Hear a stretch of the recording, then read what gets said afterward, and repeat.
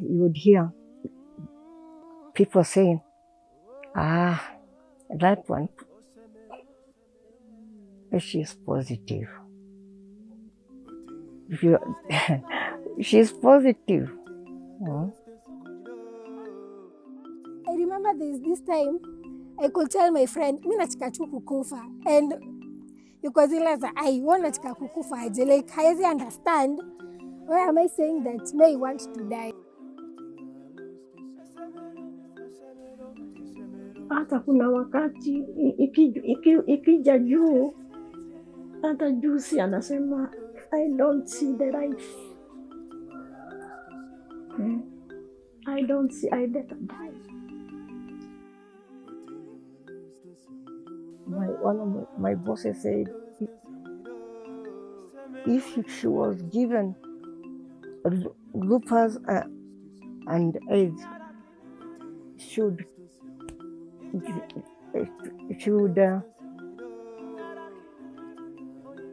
take the AIDS and really go very far, very far.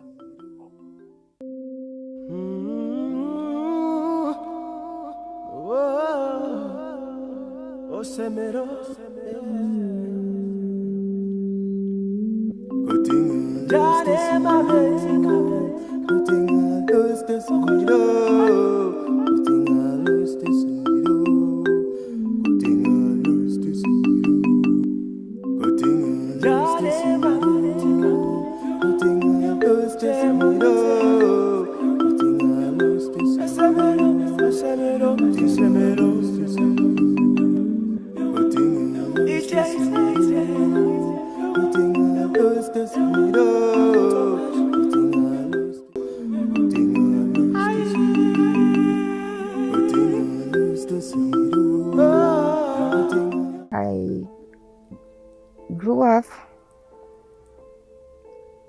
it wasn't known really that I had lupus. I didn't even know what lupus was from childhood. Okay, I was very temperamental. Any small wound would cause me not to sleep, and it would cost me so much. There was a doctor who looked at my scar on the body and asked me, you had these wounds, and what was causing it? He told me there's a test he needed to do. He was going to find out from that test whether what he was suspecting. After 2 weeks, when I went back, he called me, and the other time he told me, have you ever heard of lupus? Honestly, I had not, no. So he looked so sadly at me in the eyes and told me, Gertrude,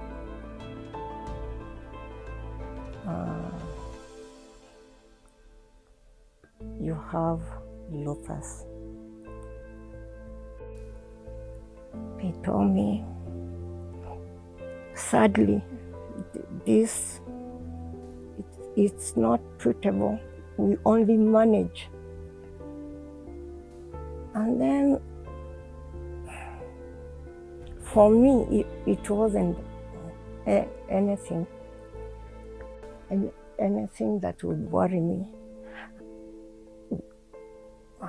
So It was until I started Googling, you know.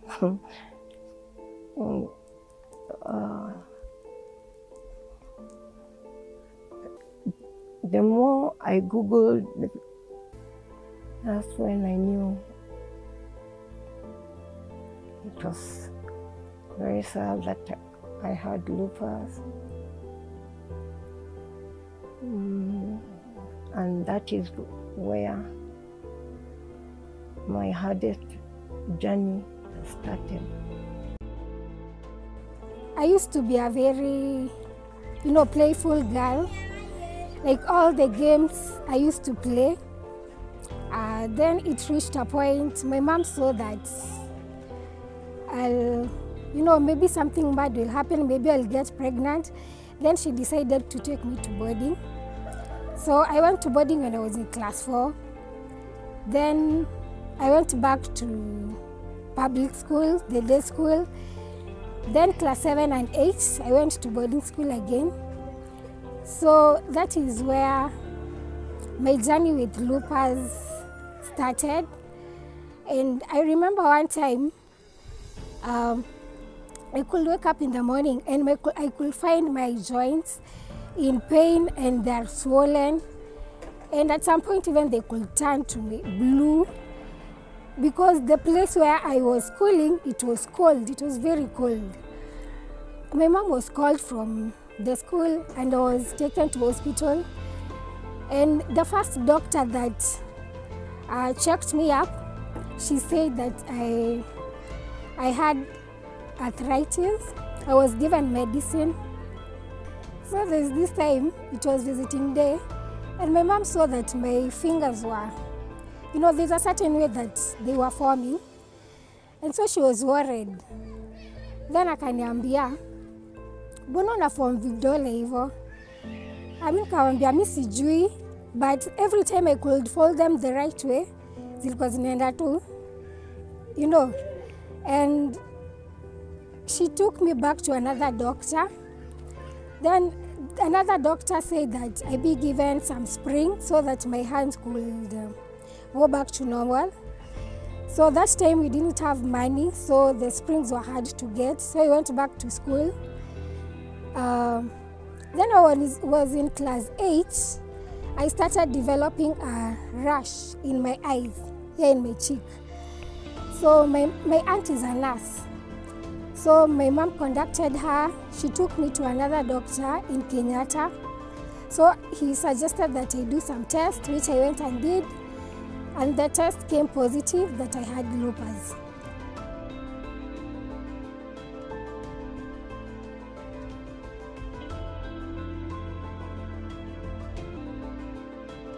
Ni mama ya Abiud Boro ambao amegojeka for a long time. Alizaliwa akiwa watano katika the family, na kabla ya kupatwa na hii ugonjwa alikuwa mtu very handsome. Hata nikafurahia, alisoma vizuri, lakini baada ya muda akaanza kugojeka akiwa high school.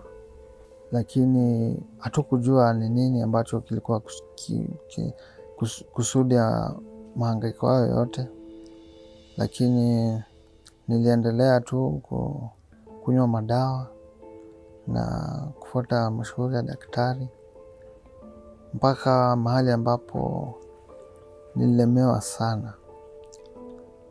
Nikiingia college from 2006 ndio niliingia college mara ya kwanza. Nilikuwa nasomea motor vehicle artisan, lakini sikumaliza pia kwa sababu mguu wangu ulikuwa unaniuma sana, na njia ambayo nilikuwa nafanya ni kuchoma, na mara mingi nilikosa kwenda college kwa sababu ya mguu. Hata ikafika mahali ambapo ilibidi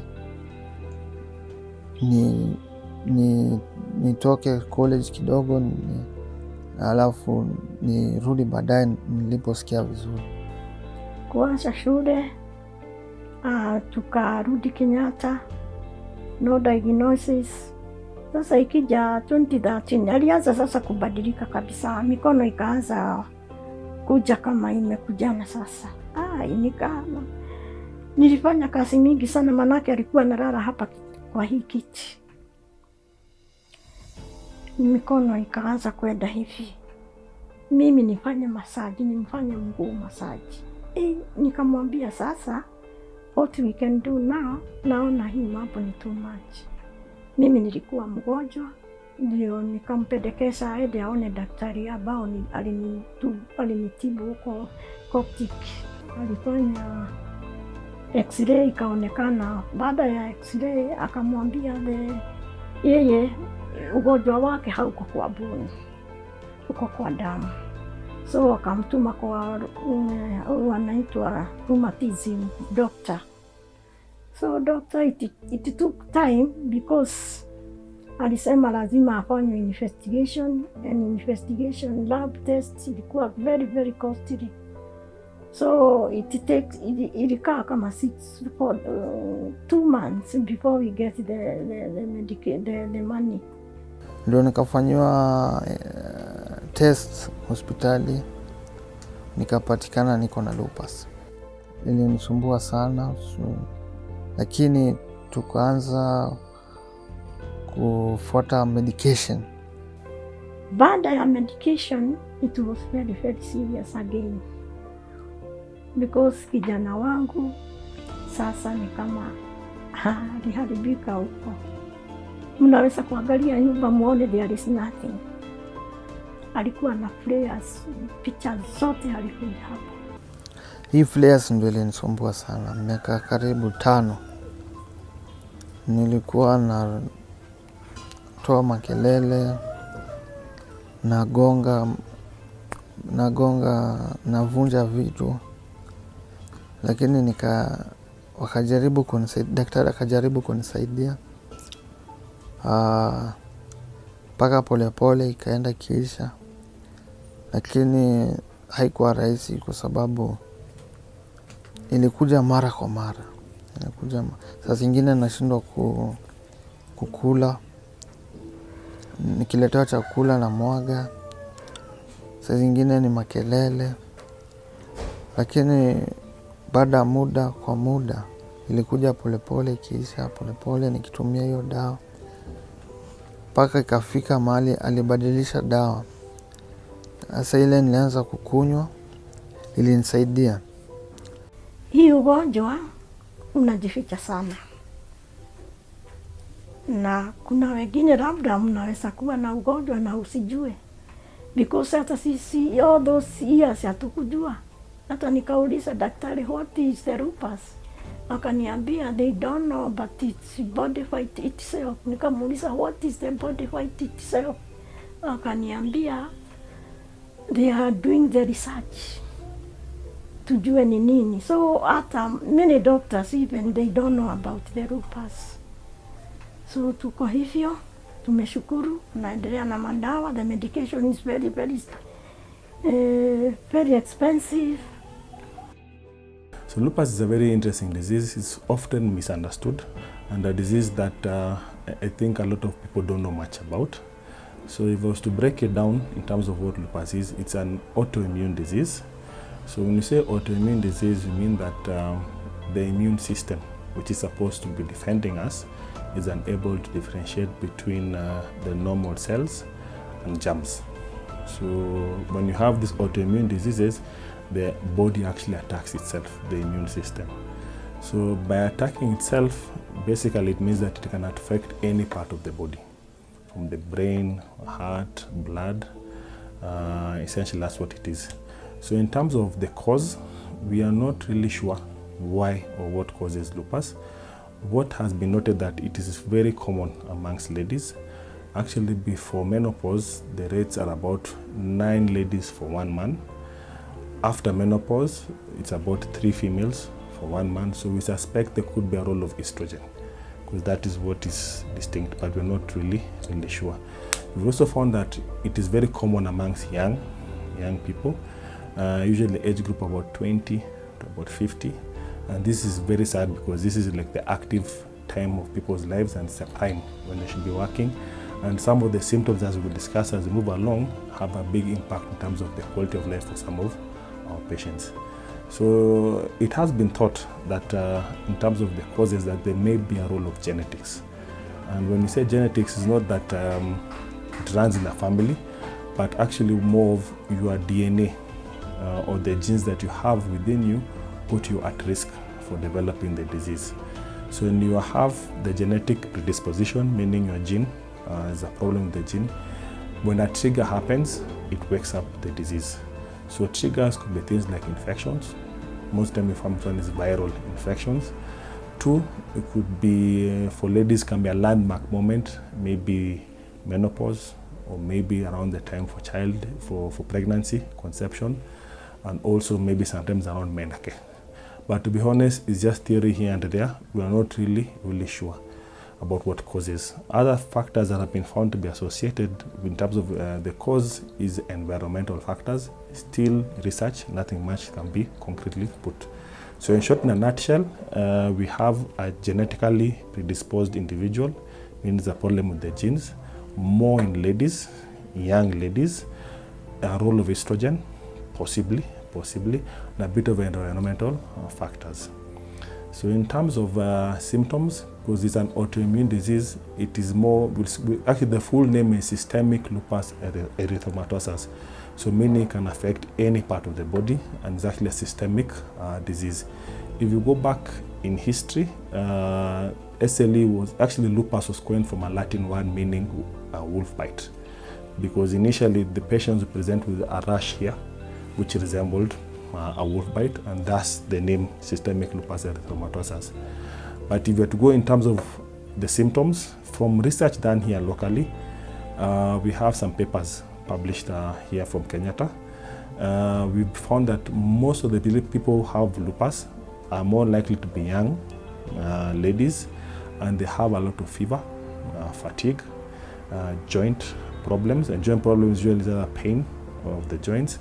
They also tend to have a lot of, we call them hematological abnormalities. So hematological abnormalities, to put it in simple terms, is blood issues. Either take, for example, low blood, we call that anemia.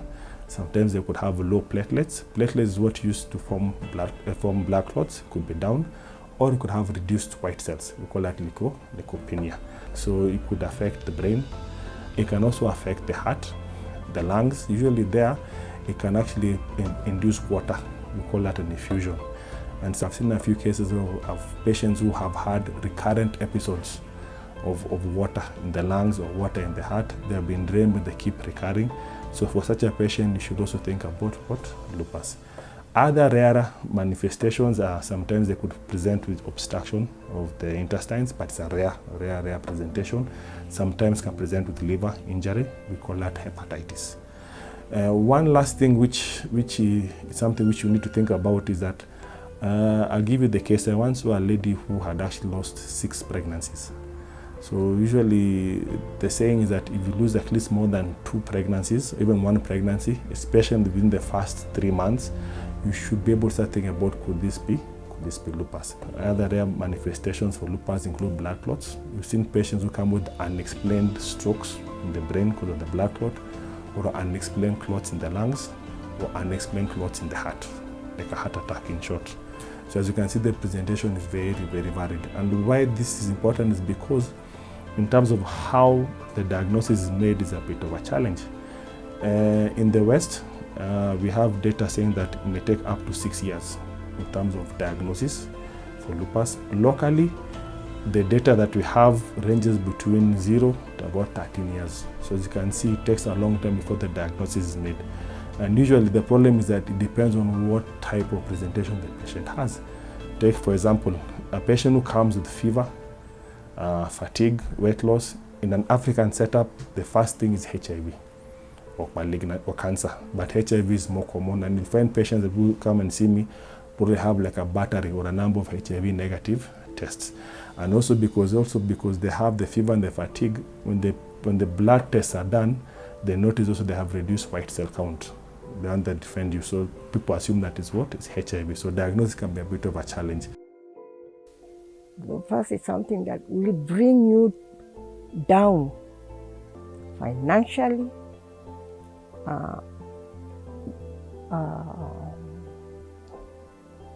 relationship, and all, because it all has to do with interaction. You'll find that you don't feel like talking to people, or if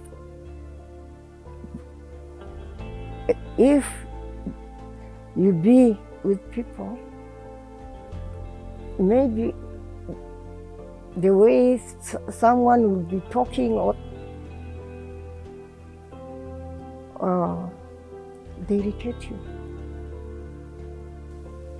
You tend to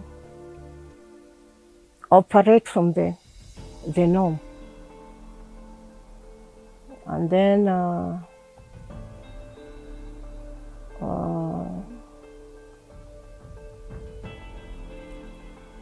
you're always on medication. I was waiting for my death, but God, being who He is,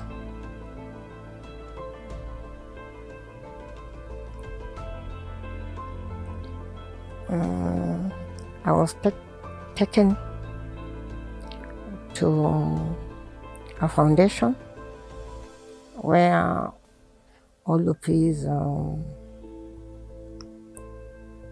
are there, and whenever I would go,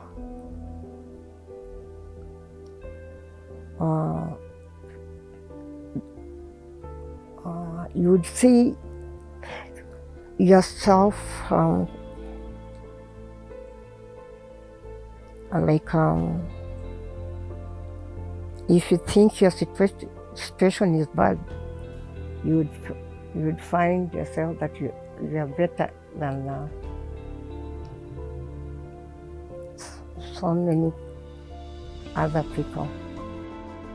Pande ya pesa, anatumia pesa mingi sana, vitu zile alikuanga nazo anauza kwa sababu yapate hizo madawa apone, na sisi hatuonangi hizo vitu mzuri. Tunajaribu kusaidia na hapa na hapa na hapa, lakini wajaribu kushughulikia mgonjwa kwa familia, wasiignore, wasione kwanza ati huyo mtu kwa sababu kwa mgonjwa waanze kufikiria vile wanafanya, wataki kukuja kumuassist.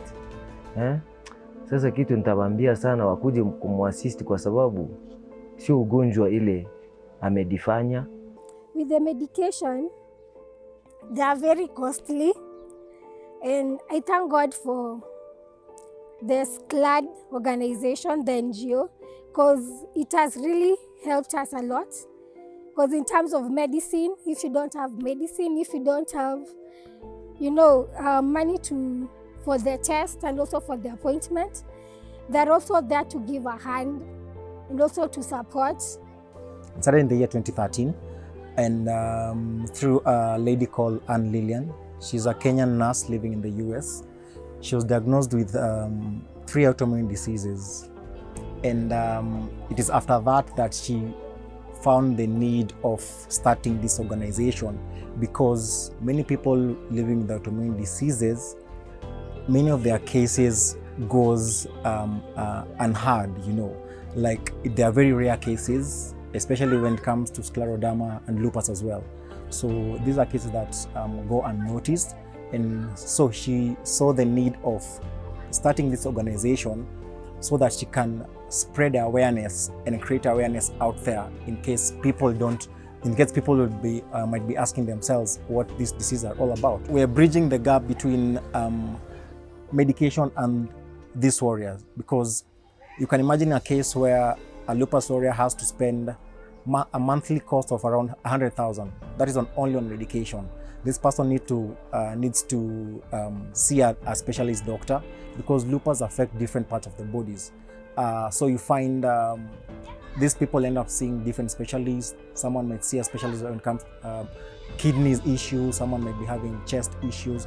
So at the end of the day, they end up spending even more than that 100,000 when it comes to their treatment, that is. So we came to bridge that gap as CLAD by negotiating prices for these warriors, visiting pharmacies and negotiating price when it comes to getting subsidized prices of medication, visiting these various specialists to get subsidized prices when it comes to consultation fees, having creating a rapport with different laboratories so that these people can be given, again, subsidized prices when it comes to lab tests, because lab tests are very costly for people living with autoimmune diseases. So that's where we come in as CLAD. I think number one, we need cheaper tests, preferably even subsidized, because these tests are very expensive. ENA is 20,000. We need something cheaper.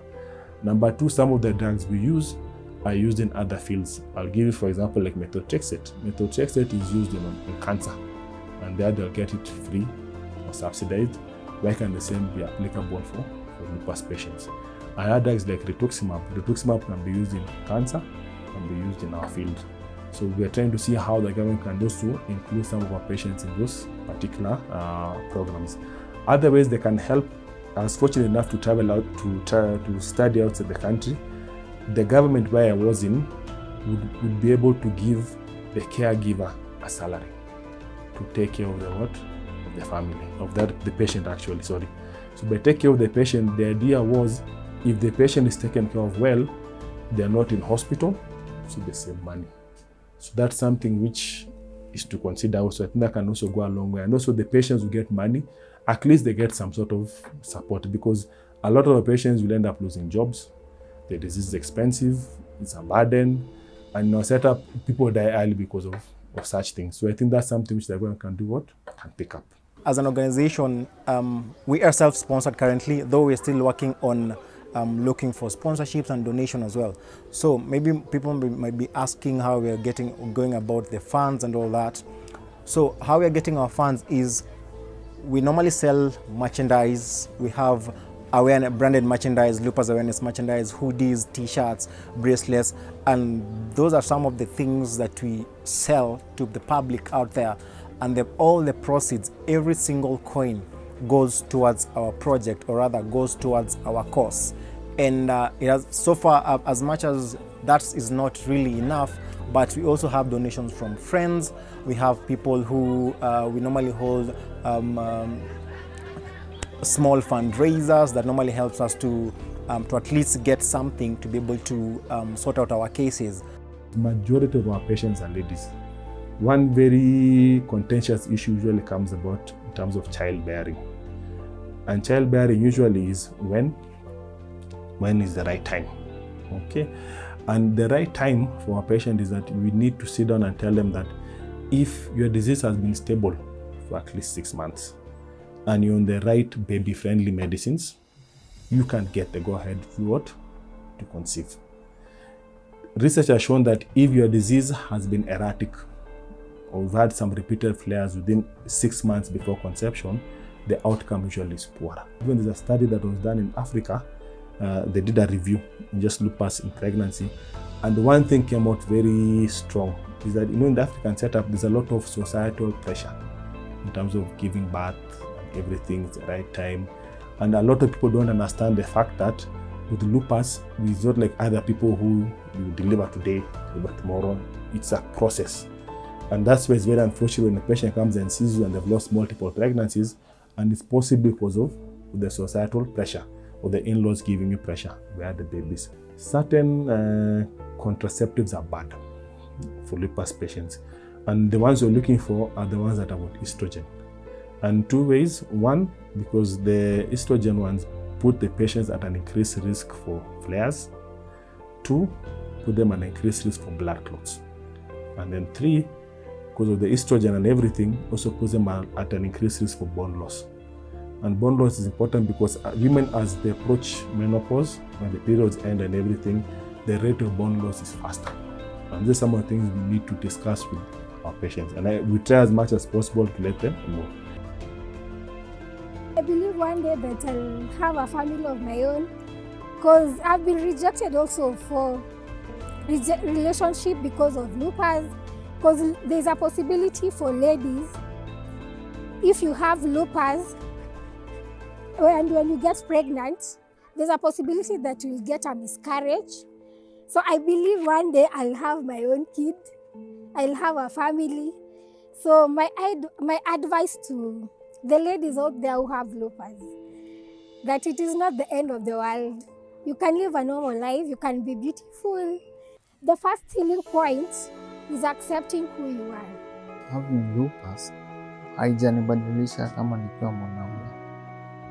Nahisi tu sawa na mingle na watu. Hata wengine naona ni kama hawajui niko na condition yoyote. Wanaona niko sawa. Mtu anapitia hali kama ya mama, asikufe moyo, akuwe strong. Ukiwa strong utakuwa sawa. Yeah. A lot of patients really suffer because the disease has a lot of issues, from cost implications, they are not able to work, cost implications from the treatment, to other issues like fatigue, to childbearing. Imagine losing so many pregnancies can really be depressing. Fatigue can also be depressing. So I think I'd like to give a kudos to the caregivers who are doing a good job in terms of helping the patients. And for the patients who are feeling sad, stay strong. I know it's not easy. We can only imagine what you're going through. It's not easy, but stay strong. And that's where they call themselves lupus warriors. And I think going forward, I think there should be a role to strengthen more of their patient support groups. There are very many patient support groups out there. I think it's about time, because ultimately the objective is to improve care for our patients. I think it's about time they have just one group. If you have one group, it will be easier to push your agenda. It will be easier for the government to do what? To listen to you. Lupus is not a death sentence. There are people who have been having lupus from way back, and they're still living their normal life. So any person out there who has someone who is experiencing such like symptoms, please don't ignore them. These people need love. These people need embrace. These people need you. Need someone who really cares.